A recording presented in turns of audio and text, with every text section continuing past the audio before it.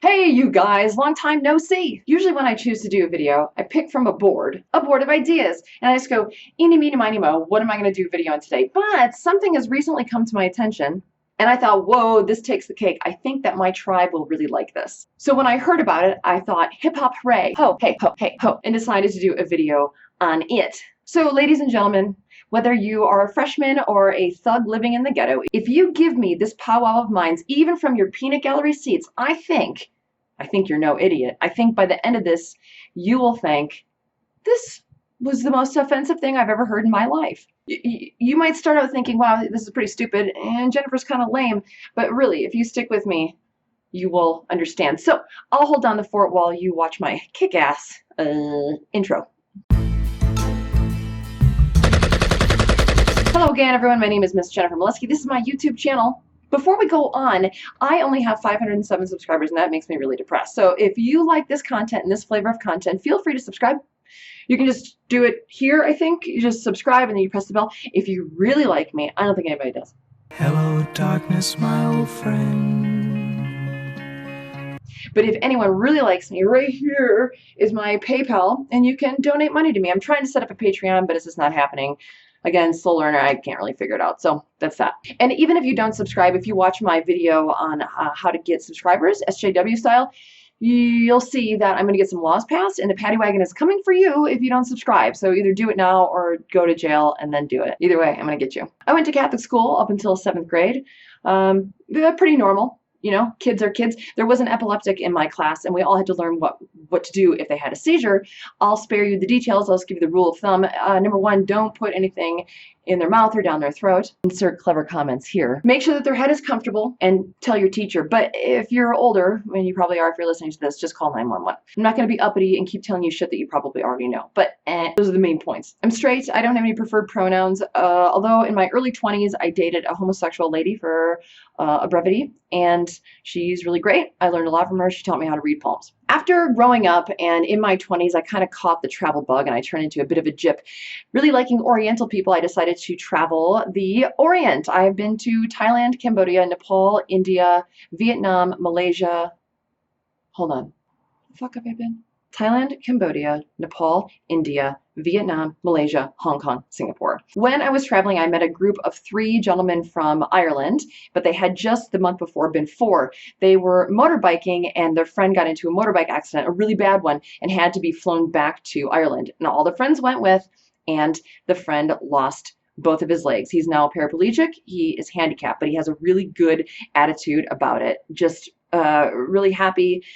He has no victim mentality, and he even pressured his friends to keep on traveling. And he said, if anything, at least I get handicap parking now for the rest of my life. So I think we can all learn a little bit from that positive attitude. In a different travel adventure, I was really broke. It was my first time traveling. I was broke, and I was with my friend Tina, and we met another traveler from England, and he wanted to stay in Jaisalmer, which is near Pakistan, at a nice hotel. And we said, we're broke, we can't afford it. And he said, well, I'll cover the difference of whatever your comfort level is. So I got to stay in a really nice hotel for, I think it was like 2 nights. There was a swimming pool on the top, and it was beautiful. This is right when the Iraq war started, and my mother was very, very upset, crazy worried about me. She was, I wouldn't say a basket case, but she was kind of a basket case. And my friend said, hey, just use my cell phone to call your mom and let her know that you're okay. So I called my mom, and I'm like, hey, Mom, I'm at this really nice hotel, and travels are going great. Now, I didn't know that the phone had very little battery.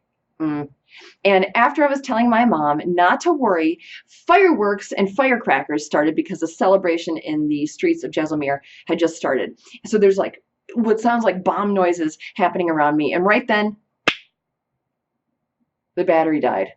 My poor mother. I really haven't traveled much of America, even though I'm an American. I would like to go to Alaska for multiple reasons, but there's also Eskimos there, and I think it'd be really cool to see an igloo. I did go to Montreal once. See, a couple of years ago, I went to a wine and cheese bar, and I ordered a cheese called Reblochon. Have you ever had Reblochon? If you haven't, order it. It's the best cheese ever. So I ordered this cheese, and the whole week after that, I kept saying to my friend, what was the name of that cheese? What was the name of that cheese? We should go get that cheese. That cheese was so good. Do you think we can go back and get that cheese? When do you want to go get that cheese? That cheese, that cheese, that cheese, that cheese. So finally we go back about a week later and we say, hey, we're here for the Revolution. And you know what she says to me? Just guess. She said, oh, yeah, last week the United States passed a law that we can't have unpasteurized cheese here in the States anymore. So we're not going to be able to get that cheese. I was not happy. Years later, I happen to have 5 days off in a row at the restaurant that I work at. So I'm like, you know what? That's it. Screw it. I'm going to go to France. I'm going to go to France and I'm going to eat that cheese until I go into a food coma. But the flight there and back was like $1,300. I'm like, I can't do that. But I have a friend in Montreal. So I called my friend in Montreal and I said, hey,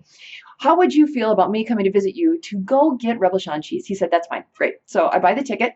I fly there. I get off, go to his house to collect him to go get Reblochon cheese. And guess what happened? Just try to guess. You're not going to guess. We go to the cheesemonger, and the cheesemonger says, oh, yes, there was a bacteria in that cheese, so it has been globally recalled. So I flew all the way to Montreal for this GD cheese, and I didn't get to have it. I still haven't had it for years. So I don't know. Maybe you can donate to me or just send me some Reblochon cheese. That would be okay. In all my traveling, I never met a dwarf. I don't think I've ever met a dwarf in real life. I did do a lot of traveling, but I have no desire to travel anymore. I have a 3-mile bubble that I like to stay in. I also work in my bubble. I work with Hispanics, and they hate Donald Trump. They're legal. I'm wondering if they're worried that they'll be sold downriver by somebody, and then their friends will be taken away by ICE. I don't know. Why else would you absolutely hate Trump? Do the Democrats really have all the colored votes? I've never wanted kids, but I'm not normal.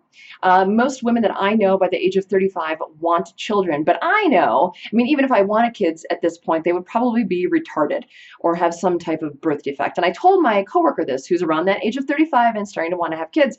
And I told her, you better do it soon because the older you get, the less likely they'll be healthy.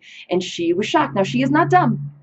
But I blame the feminist movement. I blame the feminist propaganda for spewing all this Wonder Woman shit and not telling anyone the actual biological facts of what can happen if you wait a long time to have a kid. But they don't really like biological facts, do they? No. There's 100 million genders and you can be whatever you want. But I am middle-aged and I have a hard time remembering things and I'm really afraid I'm going to go senile. So seriously, how boring was that video? You learned shit about me that you didn't even want to know. But I bet at this point, even though everything I told you was boring AF, you're probably very offended. And if you're not, maybe you're just dumb. Because according to the Colorado State University's Inclusivity Communications Task Force, these words are offensive and they are not inclusive. Now, while they are not illegal yet, there is a list of the words with replacement suggestions. See, using those words is very frowned upon. So we have a list of words, but like I said, they give replacement suggestions of what to use. Now, if you click on the link, it's in my video description, you'll see that the suggested replacement words are the goddamn definition of the word. So the word is offensive, the definition is not, but the definition is just the definition of the word that's offensive. I'm telling you, everyone, and I'm sure that you are my tribe, and you understand that it starts with the universities. Freedom of speech is a gift. It is a negative right. It is a negative right. And I fear strongly that the government, with the universities and the media and Hollywood, they're coming for our negative rights. And freedom of speech is with that. So I would like you to use your freedom of speech down in the comments. Let me know what you think about my boring ass story. And tell me how offended you were on a scale of 0 to 10. Go out in the world and use all the words that you want to while you have the chance. Have a good day. I love you.